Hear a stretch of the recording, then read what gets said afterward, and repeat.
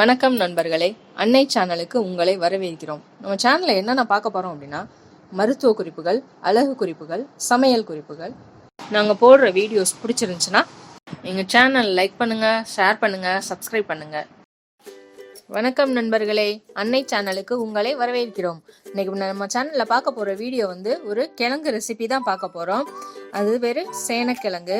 இது மண்ணுக்குள்ளே விளையிறது. இது நம்மளுக்கு நிறைய பேருக்கு தெரியலை. எங்களுக்கு தெரிஞ்சவங்களுக்கே நிறைய பேருக்கு இந்த கிழங்கோட இது தெரியலை. அதனால தான் நம்ம இந்த வீடியோவை பதிவு பண்ணுறோம். இதை நல்லா வாஷ் பண்ணிக்கணும். இது மண்ணுக்குள்ளே விளையிறது. அதனால் நல்லா போட்டு தேய்ச்சி கழுவி எடுத்தீங்க அப்படின்னா தான் அதில் உள்ள மண்ணெல்லாம் போயிடும். இப்போ பாருங்க, நான் தேய்க்கிறேன். இந்த மாதிரி நல்லா தேய்ச்சி எடுத்துக்கோங்க. தேய்ச்சி எடுத்தீங்கன்னா மணல் எல்லாம் போயிடும். போனதுக்கப்புறம் இதை நம்ம குக்கரில் வைக்கணும். இப்போ வாங்க வாஷ் பண்ணிக்கலாம். பாருங்க, இந்த கிழங்க ஃபுல்லாக நம்ம வாஷ் பண்ணி முடிச்சிட்டோம். வாஷ் பண்ணி முடிச்சுட்டு இதை இப்போ குக்கரில் வச்சுக்கலாம். குக்கரில் அந்த கிழங்கு முங்குற அளவுக்கு நீங்கள் தண்ணி ஊற்றுனீங்கன்னா போதும்.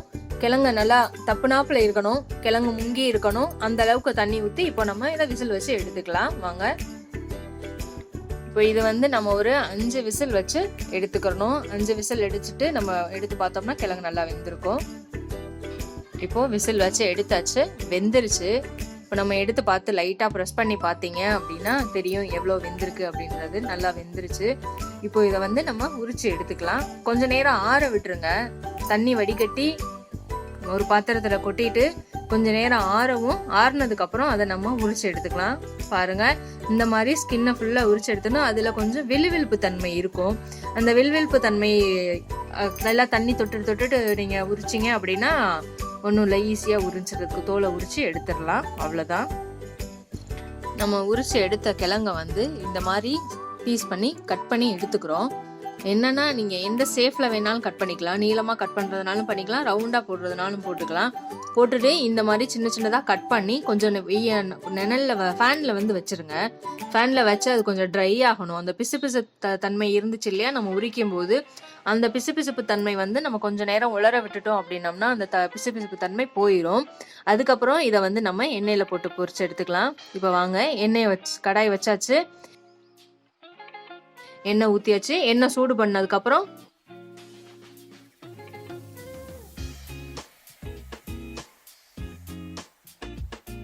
எண்ணெய் நல்லா சூடாயிடுச்சு. இப்போ நம்ம இதை போட்டுக்குவோம்.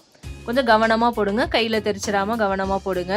போட்டுட்டு கொஞ்சம் நல்லா கொஞ்சம் கீழே வெந்த உடனே லைட்டாக திருப்பி விடுங்க. திருப்பி விட்டிங்கன்னா 2 சைடும் நல்லா ஈவனாக நல்லா வெந்துடும், நல்லா பொரிஞ்சு வந்துடும். அது கொஞ்சம் நல்லா பொன்னிறமாகி வர்ற வரைக்கும் நல்லா வறுக்கணும். பார்த்தீங்களா, இந்த அளவுக்கு நல்லா கோல்டன் ப்ரௌன் வர்ற அளவுக்கு நம்ம வறுத்து எடுத்துக்கலாம். இதே மாதிரி எல்லாத்தையும் பொரிச்சு எடுத்துக்கலாம். இப்போது நம்ம வறுத்து எடுத்த சேனக்கிழங்குக்கு மசால் போட போகிறோம். பூண்டு தட்டி வச்சுருக்கோம், அந்த பூண்டை இதில் போட்டுக்கிறோம். அதே மாதிரி கறிவேப்பிலை கொத்தமல்லியும் மிக்சியில் போட்டு ஒரு சுற்றி எடுத்து வச்சுருக்கோம், அதையும் இது கூட சேர்த்துக்கிறோம். சேர்த்துட்டு கொஞ்சம் பூண்டோட பச்சை வாடை போகிற அளவுக்கு லைட்டாக வதக்கி விட்டுக்கோங்க. வதக்கி விட்டுட்டு நம்ம சேம்பு வறுத்து வச்சுருந்தோம் இல்லையா, உள்ளே போட்டு அது கூட சேர்த்து மிக்ஸ் பண்ணிக்கிறோம். நம்ம இந்த நேரத்தில் தான் உப்பு போடுறோம். கிழங்கு வேக வைக்கும் போது நம்ம உப்பு போடல. அதே மாதிரி மிளகாய் பொடி உங்கள் காரத்துக்கு எவ்வளோ தேவையோ அந்த அளவுக்கு போட்டு நல்லா மிக்ஸ் பண்ணி விட்டுக்கோங்க. நம்ம மசாலாவும் கிழங்கோட நல்லா சேர்ற அளவுக்கு நல்லா கிளறி விட்டுக்கோங்க. எண்ணெய் பத்தலைன்னா ட்ரையாக தெரிஞ்சிச்சு அப்படின்னா லைட்டாக எண்ணெய் விட்டுக்கோங்க. எண்ணெய் விட்டு நல்லா மிக்ஸ் பண்ணி விடுங்க. பாருங்கள், நல்லா கோட் ஆயிடுச்சு. இந்த மாதிரி ஃபுல்லாக மிக்ஸ் ஆகுற அளவுக்கு நம்ம கிளறி விட்டுக்கலாம். இந்த ரெசிபியை நீங்களும் ட்ரை பண்ணி பாருங்கள். ட்ரை பண்ணி பார்த்துட்டு எப்படி இருந்துச்சு அப்படின்றத எங்களுக்கு கமெண்ட்டில் சொல்லுங்கள். இந்த வீடியோ உங்களுக்கு பிடிச்சிருந்துச்சுன்னா எங்கள் சேனல் லைக் பண்ணுங்கள், ஷேர் பண்ணுங்கள், சப்ஸ்கிரைப் பண்ணுங்கள். கூடவே பக்கத்தில் இருக்க பெல் ஐக்கானே ப்ரெஸ் பண்ணுங்கள். அப்போ தான் எங்களோட வீடியோவோட நோட்டிஃபிகேஷன் உங்களுக்கு உடனுக்குடனே வரும்.